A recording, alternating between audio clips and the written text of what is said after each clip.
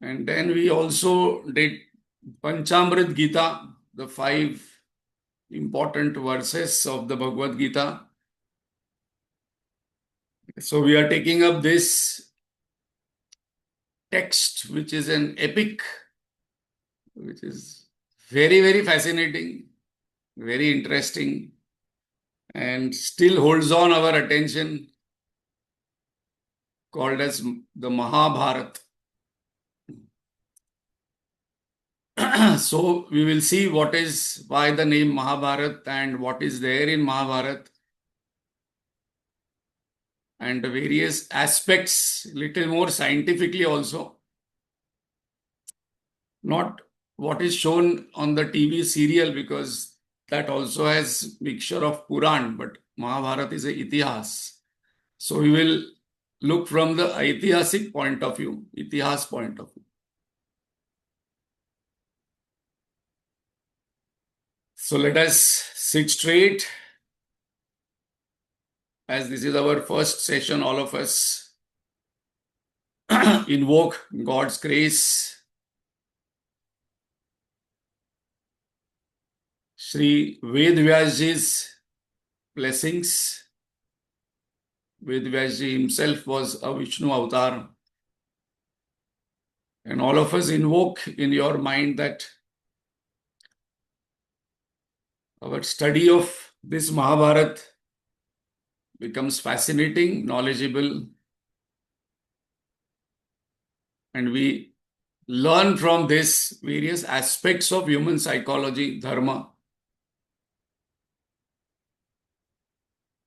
Let us invoke Guru Parampara's blessings, our Pujya Gurudev's Ashirwad, destroying one superstition and myth that Mahabharat should not be read at home, because Mahabharat happens. But in the same Mahabharat, every day we chant Bhagavad Gita, every day we chant Vishnu Sahasranam. And suppose we ask, what are you chanting? We are actually chanting Mahabharat only.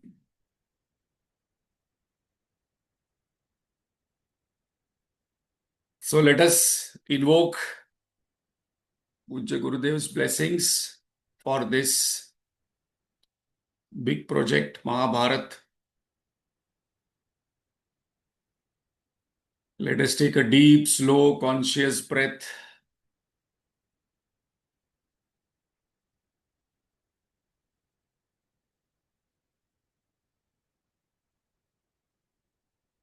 Let us withdraw our mind from all that has happened in the past, which is never to come back, but we can learn from the past. Let us withdraw our mind from all future anxieties, worries, present tensions and confusions, and be in the present moment where life connects us, where God is present. This is the moment. Between memory and imagination, the moment is lost.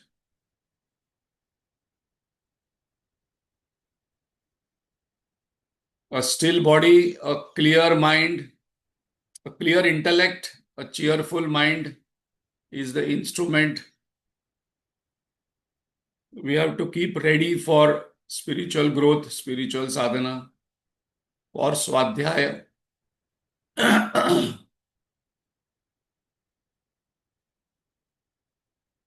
Let us invoke blessings and Ashirwad by chanting loudly together.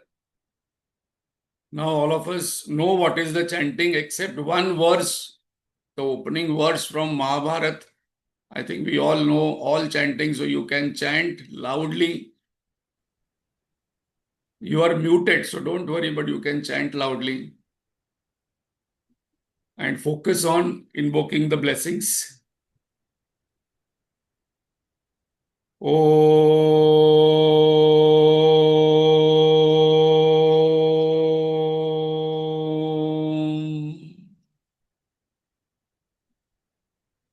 Om.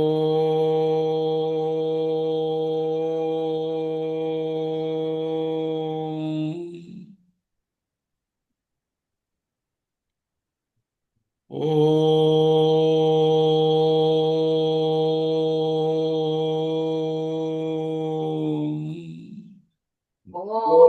सहना भवतु सहनौ भुनक्तु सह वीर्यं करवावहै तेजस्विनावधीतमस्तु मा विद्विषावहै ॐ शान्ति शान्ति शान्तिः गजाननं भूतगणातिसेवितं कवित्तजम्बूफलसारभक्षितम् उमासुतं शोकविनाशकारणं नमामि विघ्नेश्वरपादपङ्कजम् सरस्वती नमस्तुभ्यं वरदे कामरूपिणि विद्यारम्भं करिष्यामि सिद्धिर्भवतु मे सदा अखण्डमण्डलाकारं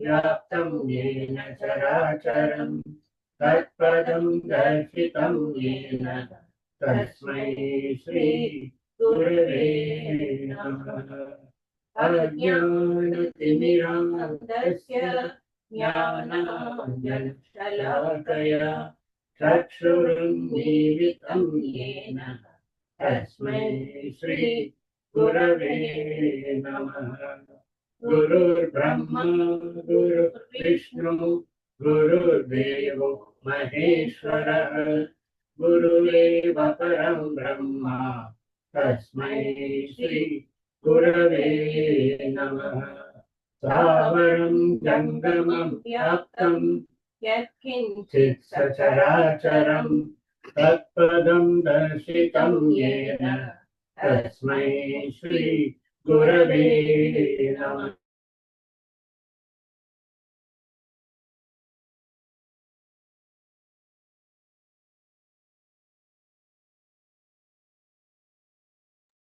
मनीषा गुरवे नमः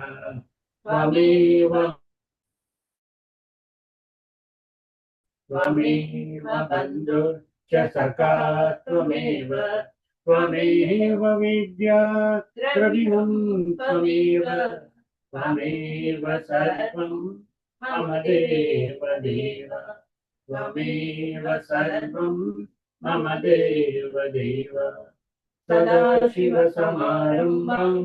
शङ्कराचार्यमध्यमाम् अस्मदाचार्यपर्यन्तां वन्दे गुरुपरम्पराम् श्रुतिस्मृतिपुराणानाम् आलयं करुणालयं नमामि भगवत्पाद शङ्करं लोकशङ्करं शङ्करं शङ्कराचार्यं केशवं बादरायणम् सूत्रभाष्यकृतौ वन्दे भगवन्तौ पुनः पुनः समस्तजनकल्याणे निरतं करुणामयं नमामि चिन्मयं देवं सद्गुरुं ब्रह्मविद्वरम्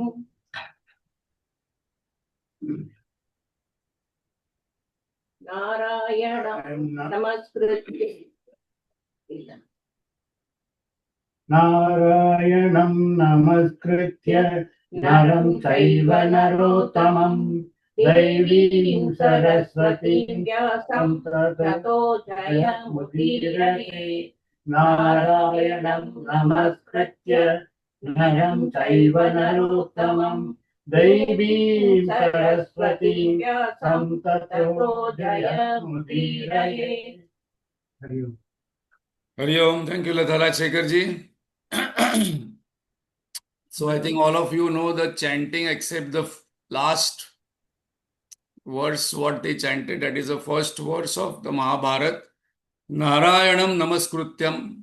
So we offer our salutations to Narayanam. Naram Chaiva Narottamam. Arjun is referred here, the best Nara, the hero of Mahabharat. And we will see there are many heroes, there are many villains, and we will see the archetypes, the psychology of important characters of the Mahabharata. Devim Saraswatim. So we invoke Devi Saraswati, who is the goddess of Devata. Vyasam tato jayam udirayet. So this Mahabharat is compiled by Ved Vyasji. And the name of Mahabharat earlier was Jaya. So that we will see what it means and how Mahabharat came as a name.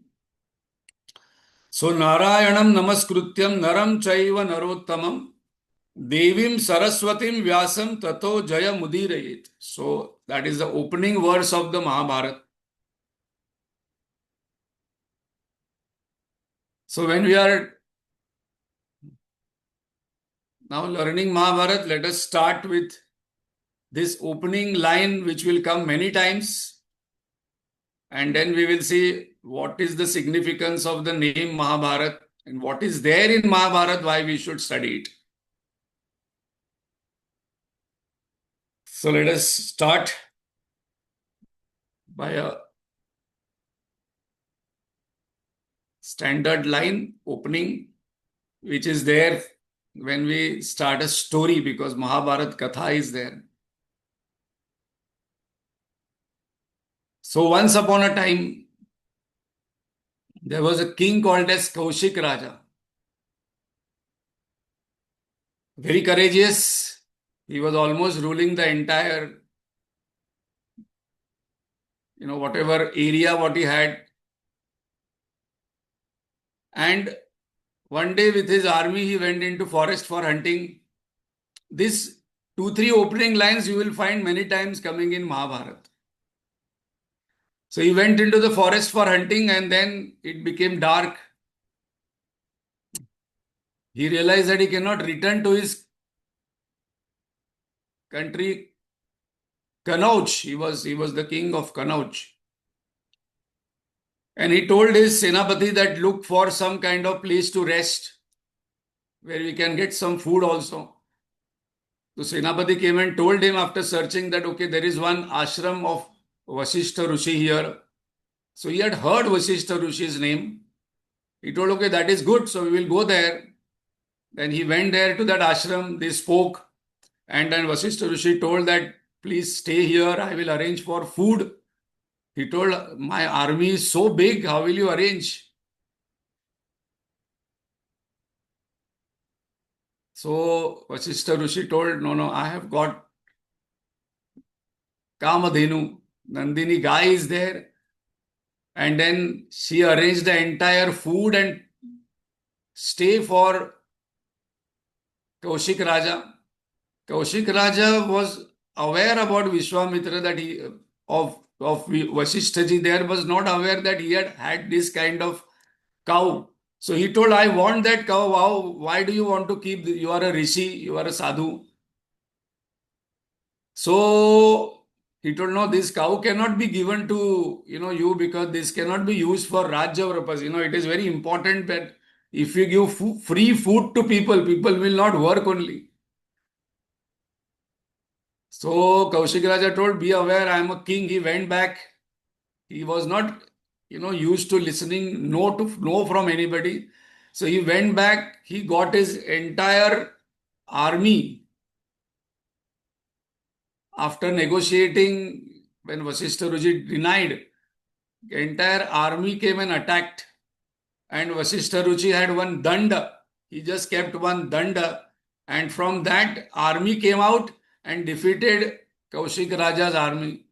So now Kaushik Raja was again surprised that he had Kamadhenu Gai and then he had this danda. So he came to Vasishtha Rishi and asked,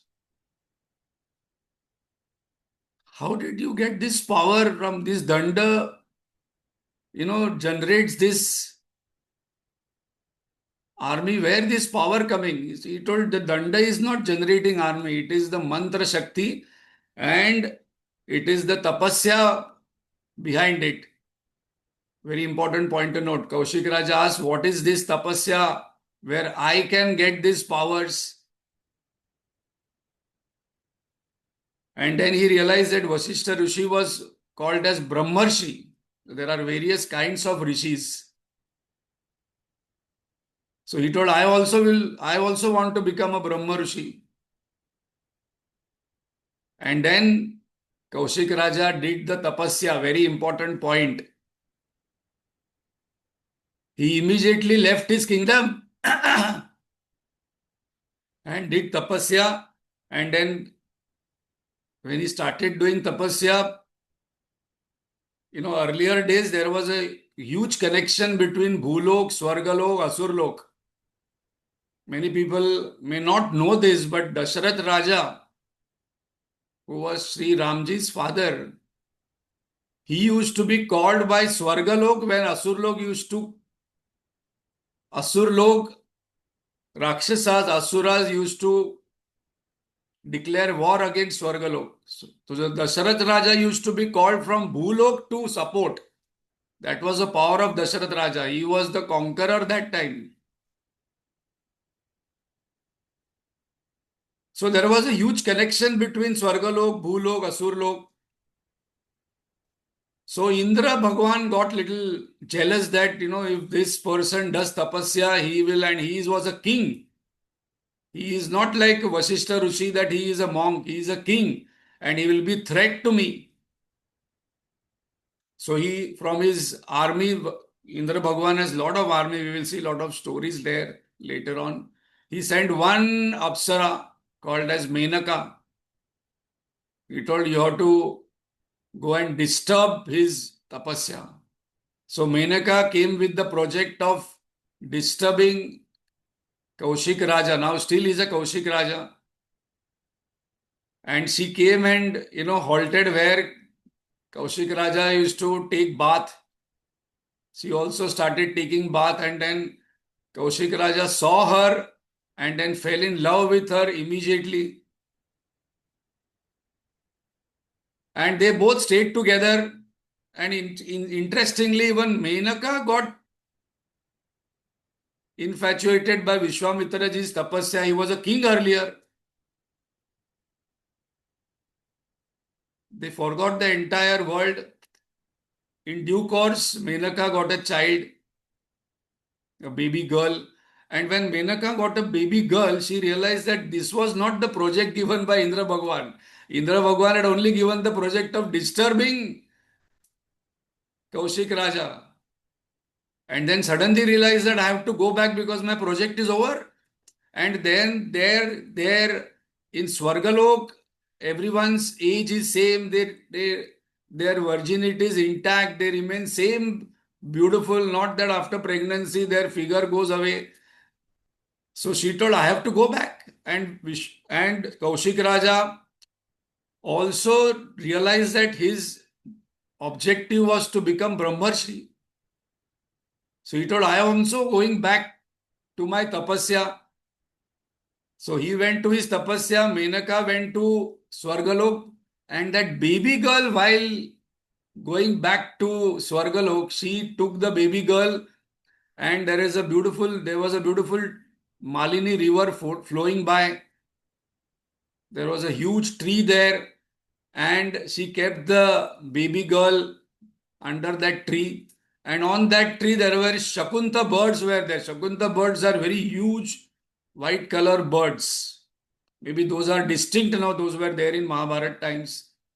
So the Shakunta bird saw this small baby girl and, came and sat and protected the baby from sunlight, rain. And one day through that way, Kanva Rishi was passing. Kanva Rishi was very well known. He used to go from place to place and give discourses. And he saw a very interesting thing that when he is approaching also, the Shakunta birds are not flying off. Normally when we go near, the birds fly off. And when he came very close by, those birds flew off and then sat on the tree. And then he saw below the wings, huge wing, there was a small girl. So Kanva Rishi, took her to a ashram. And because they were protected by Shakunta birds, he named her Shakuntala. So Shakuntala now is who? Vishwamitra's and Menaka's daughter. That we have to remember because that is a lineage coming now. Very beautiful, very tejasvi, and Vishwamitra's tapas. So she grew in the forest, she grew in the ashram. And when she became 16, 18, one day again, once upon a time, Dushyant Raja was there. He was the lineage of Puru dynasty. The Puru, Kuru, and then it became, we will see what is the dynasty coming now. So he came in the forest for hunting and he lost his way and he came to this Kanva Rishi's ashram and saw Shakuntala and he was immediately in love with her. Such beauty because she is Menaka's daughter, Vishwamitra's tapasya. And then they started talking and he saw her intelligence because she was learning from Kanva Rishi all the Vedas. And he told, you marry me just now. I want to marry you. She told, my father is not there. Let my father come. Then I will take permission from him. Dushyanta Raja told, okay. But then after some time again he told, I cannot wait because your father is taking a lot of time. Please trust me. I am the king of this place. Now just imagine. Now this is where the Mahabharat becomes very interesting. Because when we actually understand from that person's perspective, we understand, yes, if I am in that place, I would have done it. So just imagine a 18-year-old girl who is living in forest. She meets the most handsome, the most richest, the most courageous king of that time. And, we think that we are very modern. He told, let us get married with Gandharva Vivaha style. Gandharva Vivaha, you don't have to have rituals and everything. They put garlands and they got married. And then Dushyant Raja was so infatuated. They stayed together. And then before her father could come, he said, I have to go now because I am the king. You take this ring.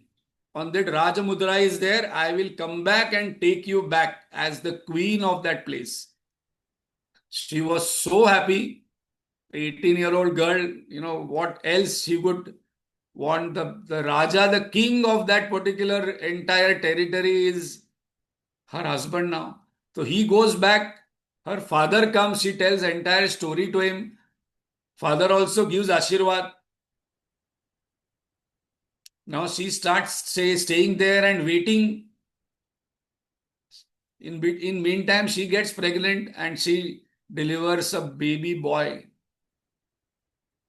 In that she sometimes forgets about that Dushyant Raja will come. She waits, and she is thinking about Dushyant Raja when he will come, and she is also upbringing her child. One day when she is in contemplative thinking about Dushyant, that when he will come, now it is almost 3-4 years. Durvasa Muni comes there and he asks for some seva, and she is in her own thought about Dushyant Raja. You can just imagine a 20-21-year-old girl got given a birth to baby and now her king has not come back, her husband has not come back.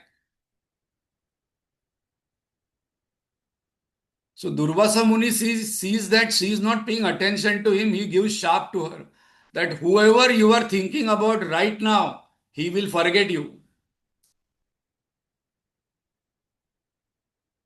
Then she says sorry.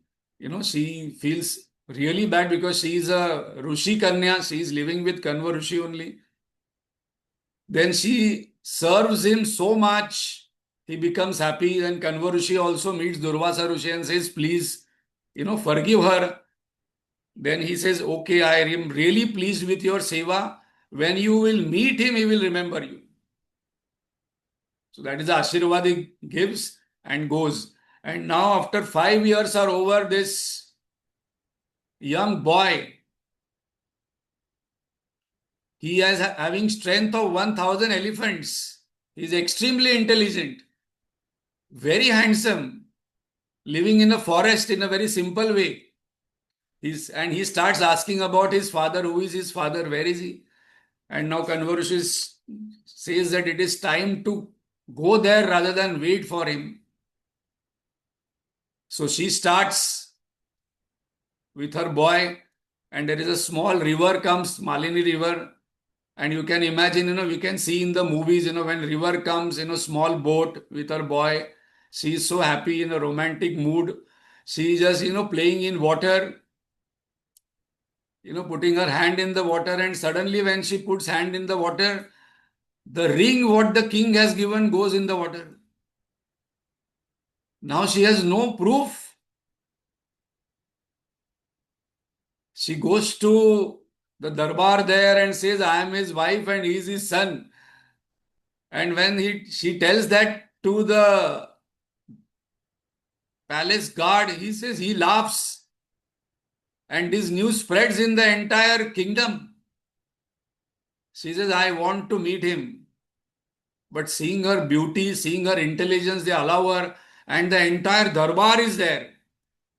All the ministers, all the priests, the praja also comes because there's one lady who has suddenly walked in and says that I am your wife and he is your son. And then she says, I am your wife. Do you remember you had come to the forest and he is your son? And you had told me you will come back, but you didn't come. He asked, do you have any proof? She told, you had given me that ring, but I have lost that ring. He told, I don't remember you. So he says, I don't recognize you. And then there is a dialogue which all of us must read whenever you get time. It is called as Shakuntala's dialogue. And that dialogue is very famous. Just imagine that she's a forest girl, goes to kingdom first time, sees the kingdom. She is standing before a great king who is the Samrat of that time, unbeatable. He's all ministers, army, praja, priest. And in center, she stands and then she talks about truth and dharma. She says, truth is greater than 100 sacrifices. That is a famous dialogue of Shakuntala. Because Dushyant also is doing Ashwamedh Yajna, a lot of sacrifices, Yajna, confronts the king, defends the truth, and Dushyant doesn't recognize. He says, I don't know you. She says, okay, I'm leaving, but this will not be good for you. But that dialogue is a very big dialogue in Mahabharat by Shakuntala, which is very famous. And when she starts leaving the palace, suddenly there is a bhukamp, there is Akashvani. And Akashvani says that all of you please listen. Dushyant, she is your wife and he is your son. Please accept her. And then Dushyant gets up and then brings her and then makes her sit next to him. And then in due course, they get married. And the Praja goes back very happily. Now they have got a queen and a young boy. And when all of them go, Shakuntala asks him that I can understand you forgot me because of the sharp of Durvasa. But after coming here, why didn't you recognize me and accept me? That you tell me. So very, very important answer. This is where the psychology comes, Raj Dharma comes. Dushyant says, see, I am a king, number one. Second, I am the Samrat of this entire kingdom here. So many kingdoms are under me. I recognized you when you came. I was so happy to see you here and the way you spoke. But I didn't show that recognition outside because tomorrow any other lady can walk in and with a boy and say, I am your wife and he is your son. What would I do? People would say to me that you accept him also, her also. So I didn't recognize you and I was waiting for some divine intervention. Because tomorrow this is a very important aspect that it is so true. Tomorrow any lady could walk in there, say, I am your wife and he is your son and you had come to forest and this war. Then she understands and appreciates his intelligence and prudence about as a king, Raja Dharma. And they live happily. Why this story comes before Mahabharat starts? Because 8 generations down, Shantanu is born. So Puru becomes Kuru and then Mahabharat starts actually from Shantanu and Ganga's story. But here it is very important why this text is called Mahabharat. Because the son of Shakuntala and Dushyant, his name is Bharat, not the Bharat of Ramayana, who is Sri Ramji's brother. So his name is Bharat. And what we are learning here, Mahabharat, is the great story of the great lineage of Bharat.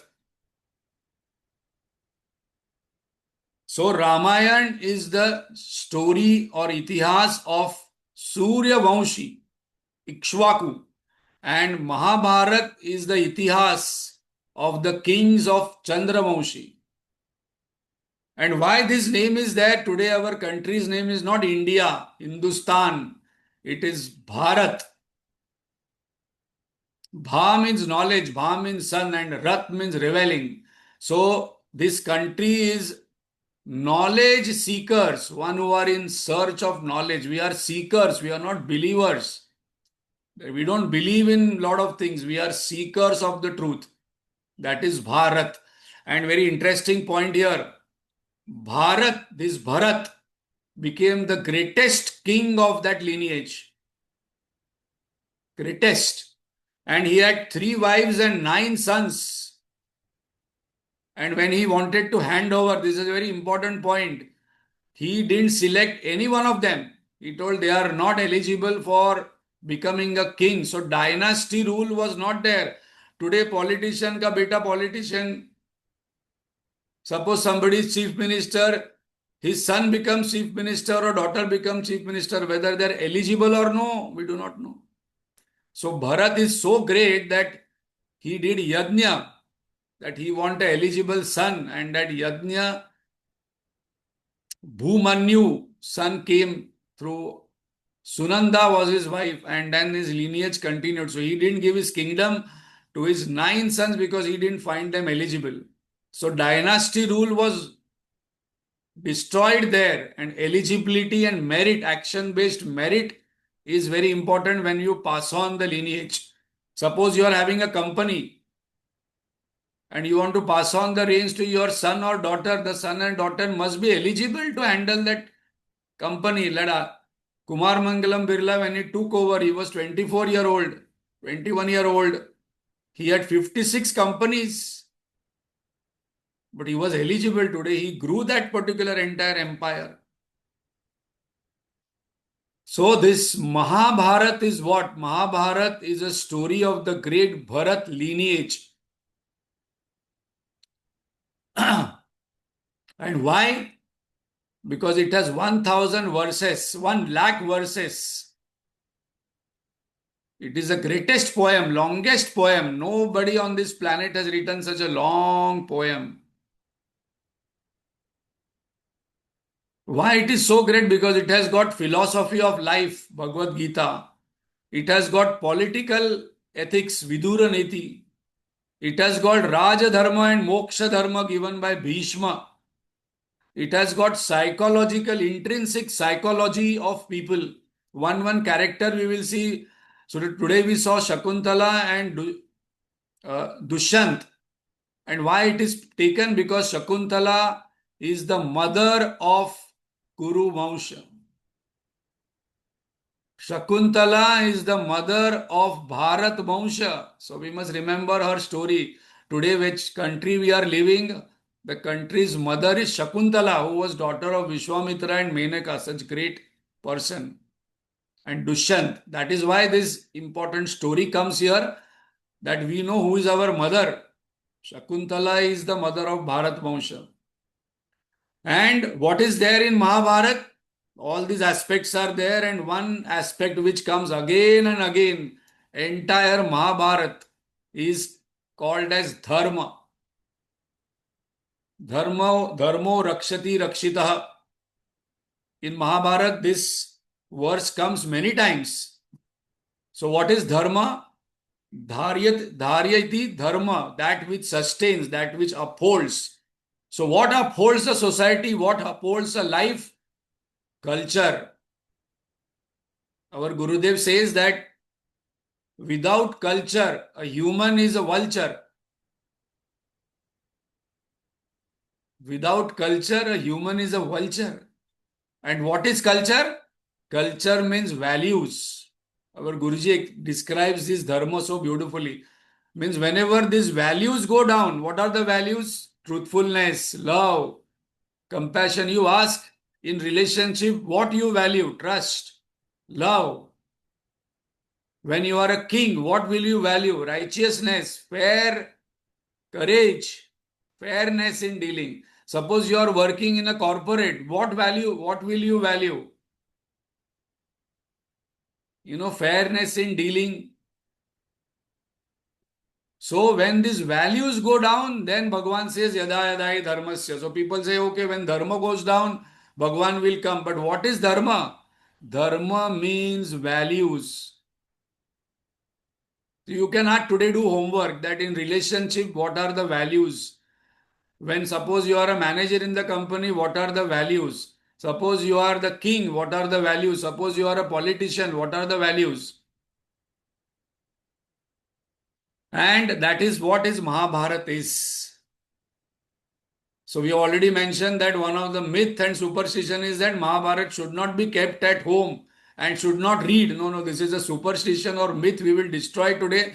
Many people have stopped reading Mahabharat because of this myth and superstition which came. Because in Mahabharat there is Gita, in Mahabharat there is Vishnu Sahasranam, in Mahabharat there is Raja Dharma, Moksha Dharma. So it is written for all times. So there is a verse which comes in Mahabharat which says there is in Dharma, Artha, Kama, Moksha, there is nothing what is there in Mahabharat which is not there in other places or other texts. And what is not there in Mahabharat is not there anywhere else. That is the greatness of Mahabharat. It is a complete text. And that's the reason there are two itihasas we have, Ramayana and Mahabharat. Ramayana is the itihas. Itihas means this is how it happened. It is not mythology. It is not Purana. It is not Vedas. It is not Shruti, Smruti, Puran, Itihas. It is Itihas. We have these four knowledge bodies. So Ramayana is Surya Vansha Itihas. And Mahabharat is Chandra Vansha Itihas. And very interestingly, Ved Vyasji compiled the Mahabharat, Valmiki compiled Ramayana. Valmiki Ramayana. And both were living when this Itihas was happening because both are part of that history. Not that they wrote after 1000 years and 500 years. This is why I am specifically mentioning if you read Alexander the Great. Somebody wrote about Alexander after 300 years, one Chinese person, and today they are saying there is no archaeological evidence that Alexander Great was there. But today we have so many archaeological and astrological evidences that Mahabharata and Ramayana happened. So what is Itihas and why this Ved Vyasji the Great? We will speak about Ved Vyasji, who is their part of Mahabharata. Ved Vyasji's Moksha is the entire Kuru and Pandavas. So when Ved Vyasji completed all the Upanishads and Brahma Sutra and compiled all the Vedas, thinking that in Kali Yuga, people's memory will not be so good because they will be looking after reels only. Sometimes today people are forgetting their own phone numbers. Wait, I will check what is my phone number. Let me check in the mobile phone. That is what is the status coming. Our memory is becoming so short. These all diseases which are happening about memory loss were not there earlier because they were memorizing everything. So Ved Vyasji is a revolutionary saint. He compiled all the Vedas and wrote. And then what is the message of the Vedas is coming in Puranas. What is the message of the Vedas? Satyam vada dharmam chara. So suppose somebody asks you what is one line message of the entire Vedas? Satyam vada dharmam chara. Follow the truth and do as per what is there in the dharma. And then we see in the Itihas and Puranas, Sri Ramji, Harishchandraji, Satyam Vada. And Yudhishthir in Mahabharat, we will see Dharmam Chara. So all these stories came, but the message is the same, one central message. That follow the dharma, understand dharma, and then do what is righteous. 18 Puranas, 18 Upapuranas, Mahabharat, Brahma Sutra compiled 4 Vedas. And then he spread this. So very interestingly about Ved Vyasji, his name was not Ved Vyasji. His name was Krishna Dvaipayan. Krishna Dvaipayan. Because he is considered as Vishnu's avatar only. Because so much of intelligence cannot come in one human being. Now, very important point. Story. Ved Vyasji's birth is a story only. His father was Parashar Rishi. Today we have all this astrology based on Parashar Hora. So his father was Parashar Rishi, used to go from one place to another place, and astrology and Vedas used to spread. He went into one island and he realized that this is a time where if a person is born on that time, that nakshatra, that exact time, he will be the world leader, revolutionary leader. So when he saw that the time is coming, he requested one girl whom he met there, Satyavati. She was a fisherwoman. Now, very important point. Many people criticize, our culture as caste system. Here, a Rishi married a fisherwoman. Where is the caste system we are talking about? She was extremely beautiful. He told her that, it's a very important point here. He told her that there is this astrological combinations are coming and we have to do something. And if this child is born, he will be the revolutionary leader in the world for times to come. Now, very important, Satyavati is a fisherwoman. She said, okay for marriage. But then Parashar Rishi told, see, after marriage, I will go. This is only for the son. The very important point, we should now note this, who is Satyavati, because she will again come. Satyavati told, okay, I will, marry you only for this son because I respect you, I heard your name. What about me? You will marry me and then go away and then I will have a son, then I will have to live with a son without a father. He told, no, I will come back and take the son, but I'll give you a boon that your virginity will remain intact and you have this fisherwoman smell which will go away and you will smell so beautifully and then you will see your future life happening through that. So Satyavati agrees and they have a son who is called as Ved Vyasji. So Ved Vyasji is a son of a great Rishi Parashar and a fisherwoman. And he comes back and then takes him and then Satyavati lives with her father on that island. So Dvaipayan means island. He was born on an island. And today we celebrate Guru Purnima on his birthday. He was a revolutionary teacher. And then he is the person who compiled the Mahabharat. So when did Mahabharat happen? Some people still doubt whether Mahabharat happened or not. So there is one person called as Girish Oak. Maybe you can read about him, listen to him on YouTube. Girish Oak. When there was COVID time, Swami Swatmananji had taken his interview also. According to Girish Oak, he challenges everybody considering all the astronomical evidences and archaeological evidences that Mahabharat happened in 5561. 5561 exact years he has given. And Ramayana happened 12,209 years back. Nilesh Oak. Yes, Nilesh Oak. So 505,561, 5561, and this matches because this doesn't match with Purana. Purana calculation are lakhs of years, one yugas are there. So Sri Ramji's yuga is there several lakhs of years before Treta Yuga. And this matches because Vishwamitra is there in Vishwamitra ji is there in Ramayana. Vashishta ji and Vishwamitra ji are Sri Ram's guru. And Vishwamitra and Menaka's lineage is Shakuntala, and after 8 generations is Shantanu, where the Mahabharata starts.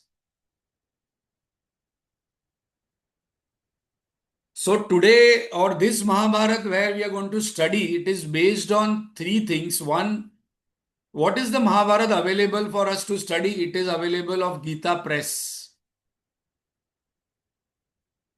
What literature, what we have is only 10%. Because of so many attacks, so much of literature is destroyed, so many additions were happened. There is one more is critical edition of Mahabharata by Bhandarkar Institute. That is very critical. Why it is called as a critical? Because they have studied various Mahabharats, and what is common in all Mahabharats, only that has been taken.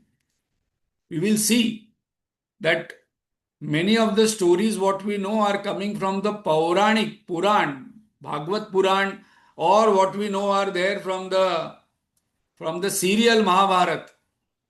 But those are from the serial and Puran. But in Mahabharat, that episode has never happened. Then there is one more Mahabharat available, Krishna Mohan Ganguly's Mahabharat. So, what is my source? Mahabharat Unraveled by Ami Ganatra. She studied all. So, I've heard Swami Advainanji and couple of, and then I'm comparing, this. And now we will see the Mahabharat which is there, which is written by Ved Vyasji. So many of the episodes are different in Mahabharat. What we have seen, what we have read, those are from the Puran. So one disclaimer here in the first session itself. You may have a different version, you may have a different story, all are right, but I am only going to speak from the Mahabharat which is written by Ved Vyasji. Like for example, when the war got over, after 32 years, Yudhishthir and Pandavas thought now it is time to go. There is only one lineage left, that is Parikshit. And Parikshit ruled for 24 years. And then he went to a forest and then he wanted to ask some address of one animal, where the animal could be. And then he took out one dead snake and put in that Rishi's neck when he went into that ashram. When his son came back, he gave sharp to Parikshit that the snake what you put in Sringiri Rishi, the snake what you put in my father's neck, you will die with that snake's bite only. So in Bhagavad Puran comes that, Parikshit Maharaj actually heard Bhagavad Puran, and then before he died, the snake came and, bit him. He had already realized, but in Mahabharat, the story is different.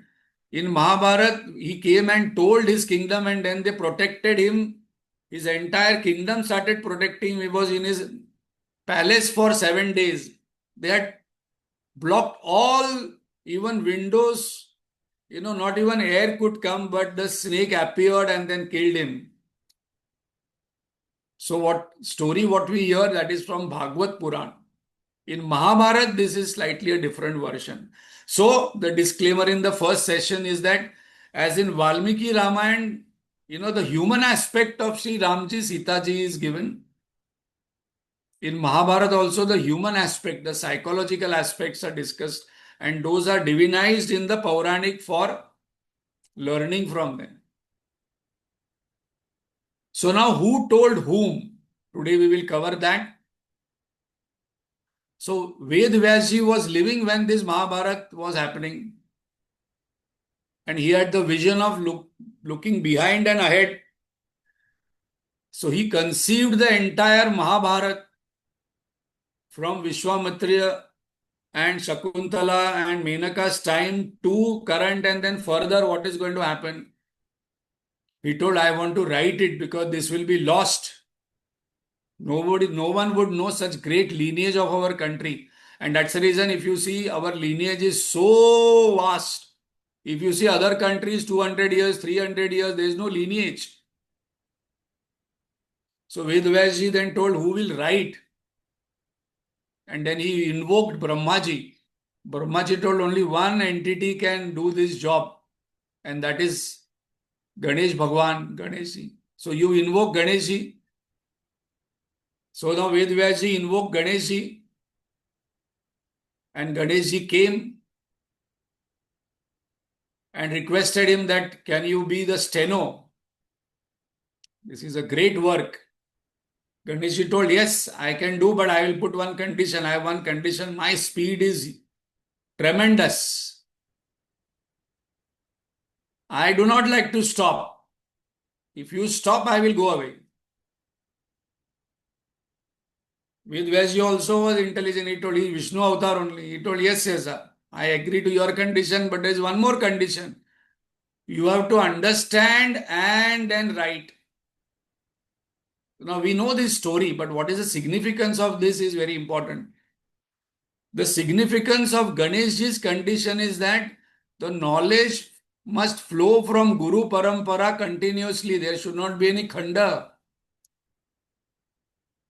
And knowledge flows when there is no ego, when there is no self. When you ask, Zakir Hussain that, can you play that tune that, you are playing tabla? He told, no, I cannot play because it happened that time. If you ask Mona Lisa's, painter who did the Mona Lisa painting that, can you repaint again one more Mona Lisa? He told, no, I can't do it. It just happened through me. It just flew through me. I was in the flow. So when there is no ego, one is completely in the present moment, the knowledge flows. That is the significance. And what is the significance of Ved Vyasji's condition? Our Gurudev says that understand this knowledge. This I have to buy heart. Huh? Understand this knowledge and stand under the knowledge. Now we understand that one person went, I have read Bhagavad Gita 5 times. I can chant whole Bhagavad Gita. He told, has Bhagavad Gita gone through you? You have gone through Bhagavad Gita, but have you understood? If you understand, your behavior will change. You will here and now experience that divine peace, bliss. If you really understand Bhagavad Gita, I can chant, I can give discourses, I can talk, but my behavior is so different. I get disturbed so easily, I get angry so easily, I get jealous so easily, I get worried so easily, I get fearful so easily. So Vedvyaji said, understand and write. So whenever Vedvyaji wanted to have a cup of coffee or tea, he used to give one verse and then rest and then continue. Now, those who have not gone can go. This was told in the Mana village in Badrinath. We had gone recently and it is such a beautiful place. Mana village, it is called as the first village. And there is one Vyasa Gufa there and still there is a Ganesh Gufa. So Vyas Gufa is on the top and Ganesh Gufa. We have gone and sat there. And we really felt that this is where Vedvyaji sat and told Mahabharat. Those who get opportunity should see that Mana village. People go to Badrinath, but people don't go to that Mana village. And that Mana village, when you sit in that gufa, you can see the Saraswati river originating and then small river going inside the water and, joining Gangaji. And there is also a story that when Ganeshji was writing, the Saraswati river was, coming in full flow. She was making lot of noise. So Ganeshji told, you make little less noise? She said, okay, I will make less noise. I will go inside only.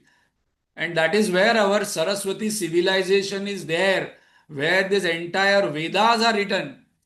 Such prosperity, such beauty, such calmness. So Mana village is the place where this Mahabharat was written. compiled where Ganeshji wrote and then Vedvyasji told. Now, this people say that because if you see the caves, I was wondering that how can Vedvyasji tell from here to there because the cave has a distance. So it was told in by telepathy. Now that word we all know, telepathy, telepathy. When there is purity, that I don't have to speak through mouth. By telepathy, the knowledge was transferred. So Vedvyasji told this first to Ganeshji, and then Vedvyasji told this Mahabharat to Shukdevji, his own son, Gandharva, Rakshasas, Yakshas. They heard from Shukdevji. Naradji also heard. Naradji was so fascinated that he told his knowledge to all devas. Now, when this Parikshit Maharaj, who was bit by the Sarpa, his son Janmejay, he became the king. And somebody come and told him that you should now destroy all the Sarpa. So he started doing the Yajna.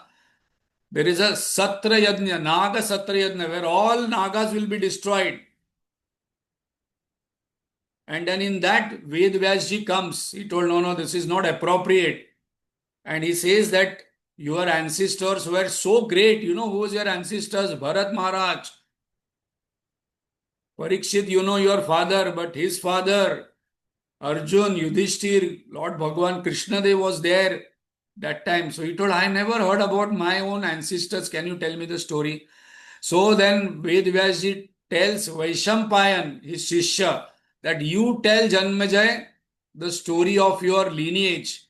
So now Vaishampayan tells the Mahabharat to Janmejay, and in that gathering, Ugra Sauti Rishi is there, and then Ugra Sauti also hears that entire Mahabharat, and then after that Mahabharat story is over, he is going back, and in Naimisharanya, this is very important point for us.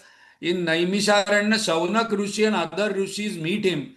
He told, where are you coming from? He told, I am coming from Janmejay's kingdom, Hastinapur.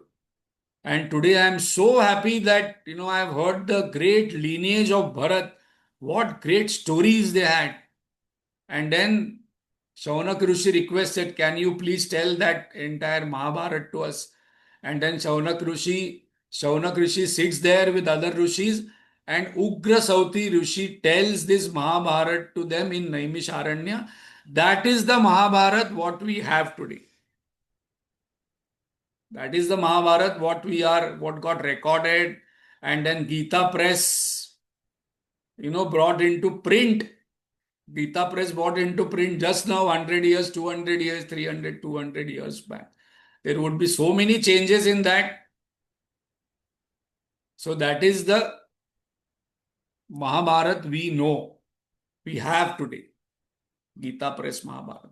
1 lakh verses. Not very easy to read 1 lakh verses. So that is the introduction of Mahabharat, where it started and why this country is called as Bharat and who is the mother of our country, Shakuntala Devi. Not Shakuntala Devi, Shakuntala, Dushyant Shakuntala. And we will see in the 8th lineage, Shantanu Raja comes in Hastinapur. And then the Mahabharat starts when he again goes to forest and meets Gangaji.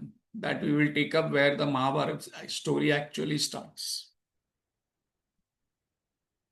So my invitation to you, please inform at least 1 or 2 people. Call them, because if you have not still invited other people to listen, as we all know, when